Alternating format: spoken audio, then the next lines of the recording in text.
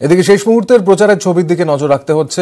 রায়গঞ্জে তৃণমূল প্রার্থী এদিন ইসলামপুরের বোরট গ্রামে প্রচার চালালেন।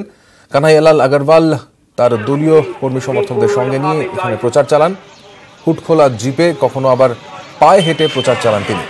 18ই এপ্রিল দ্বিতীয় দফায় ভোট রয়েছে রায়গঞ্জে এবং তার আগে শেষ দফায় কিন্তু ঝোড়ো প্রচার চালাচ্ছেন কানাইয়ালাল আগরওয়াল।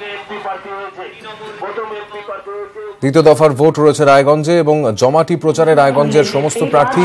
কংগ্রেস প্রার্থী দীপা দাসমুন্সী অবশ্যই প্রেস্টিজ ফাইট তার কাছে এই লোকসভা আসনটি ফিরিয়ে নেওয়ার ক্ষেত্রে।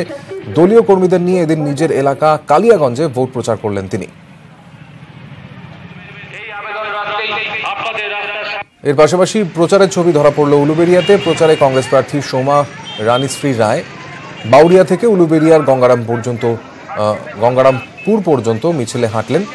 কংগ্রেস কর্মীরা হুটখোলা জিপে চড়ে বাউরিয়ার বিভিন্ন এলাকায় ঘুরে প্রচার চালালেন তিনি। সঙ্গে ছিলেন আমতার বিধায়ক অসিত মিত্র।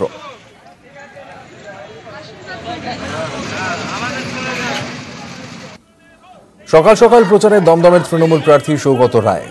কখনো পায়ে হেঁটে, কখনো বা জিপে চড়ে প্রচার চালান তিনি।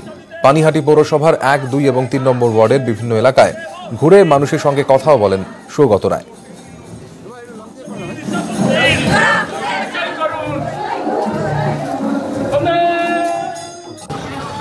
ঢাকঢোল বাজিয়ে প্রচারে জয়নগরের বিজেপি প্রার্থী অশোক কান্ডারি কালী মন্দিরে পুজো দিয়ে প্রচার শুরু করেন তিনি। হুটখোলা গাড়িতে হিরণ্ময়পুর থেকে ঝড়খালি পর্যন্ত প্রচার চালান। প্রচারের ফাঁকে এক অসুস্থ শিশুর চিকিৎসাও করেন পেশায় চিকিৎসক এই প্রার্থী।